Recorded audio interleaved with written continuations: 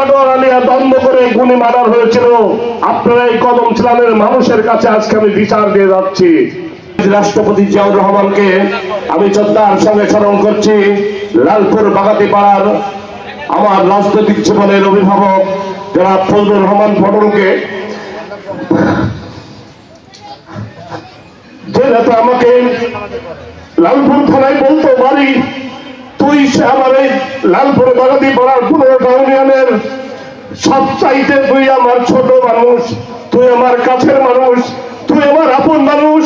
যে নেতা মানুষের মুখের দিকে তাকালে বুঝতে পারতো সে কি চাই, সে খেয়েছে কি না খেয়েছে, সেই আমার প্রিয় নেতা জনাব ফজলুর রহমান পটেল। আমি শ্রদ্ধার সঙ্গে স্মরণ করছি লালপুর থানা বিএনপির প্রতিষ্ঠাতা সভাপতি আমার 14 মুরব্বী জনাব হাজিরউদ্দিন সরকার।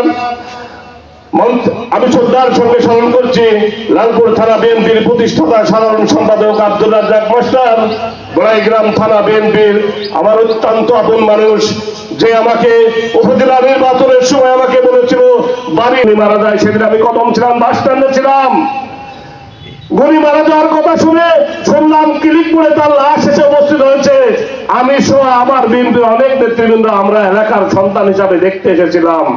কি অপরাধ করেছিলাম সেদিন আমি আপনাদের কাছে এই বিচার দিয়ে যাবো, এই বিচার আপনাদের করতে হবে।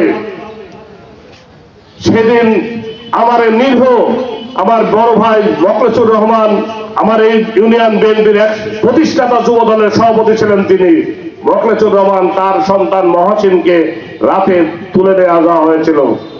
আমার বাড়িতে রেড দেওয়া হয়েছিল। 5 মিনিট আগে আমার বন্ধুবর থানা শেষ কৃষক দলের যুগ্ম আহ্বায়ক আবু হানিফ বাবাকে ফোন দিয়ে বলেছিল মকলেছ ভাইকে মহসিনকে তুলে নিয়ে গিয়ে পুলিশ তোর বাড়ি থেকে যাচ্ছে। আমি সেদিন বাড়ি থেকে 2 মিনিট আগে যদি না পালাইতাম তাহলে সেই দিন আমি তো আসামি হইতাম।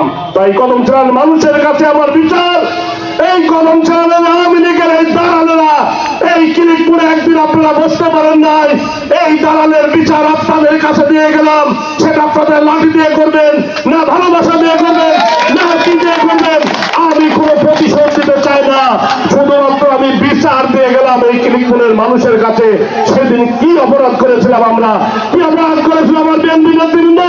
1 মাস ঘরে শুতে পারি নাই, থানা ওসির সঙ্গে যোগাযোগ করে বর্তমানে আওয়ামী লীগ শেখ হাসিনা স্বৈরাচারী বাহিনীর ওই পুলিশ ওসির সঙ্গে যোগাযোগ করতে হলে কি লাগে এটা আপনারা জানেন কিনা আমি জানি না। সেদিন আমার হাজার হাজার টাকা দিয়ে গুলি হত্যা মামলার আসামি থেকে আমাদের মুক্তি পেতে হয়েছিল।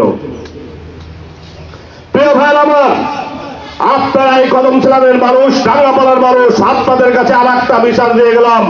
এই বিচার আপনারা করবেন, কি করে করবেন আমি জানি না। আমাকে যদি ডাকেন আমি আপনাদের জন্য সাথে থাকার জন্য চেষ্টা করব।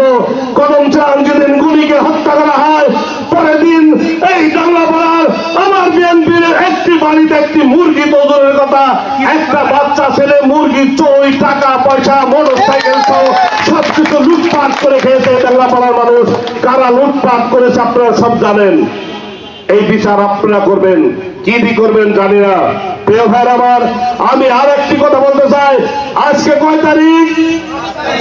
এই গত 5 তারিখের আগস্ট মাসে এই বাংলাদেশের ঝুটঝুটি বেগম শেখ হাসিনা সকালবেলা বাংলাদেশ থেকে পালিয়ে ভারতে চলে গেছে। যারা আওয়ামী লীগ করেন আমি তাদের দৃষ্টি আকর্ষণ করে বলছি, আওয়ামী লীগের কথা বলতে লজ্জা করে না? 4 দোকানে বসে এখনো বড় বড় বুলি ছাড়েন যে শেখ হাসিনা আবার ক্ষমতায় আসবে, শেখ হাসিনাকে মোদী ক্ষমতায় দিবে। 100 বছরের মধ্যে যদি শেখ হাসিনা বাংলার মাটিতে আসে তাহলে যতদিন আছি আপনাদের কাছে বলে যাচ্ছি হাতে চুরি করে চলে যাবো, আর কোনদিন রাজনীতি করতে আসবো না। আগামী নির্বাচনে শেখ হাসিনা আপনি বাংলাদেশে এসে ভোট করেন, আপনি সারা বাংলাদেশে একটি সিটও পাবেন না। জনগণ আপনাকে প্রত্যাখ্যান করেছে, জনগণ আপনাকে ঘৃণা করেছে, জনগণ আপনাকে আর ভোট দেবে না।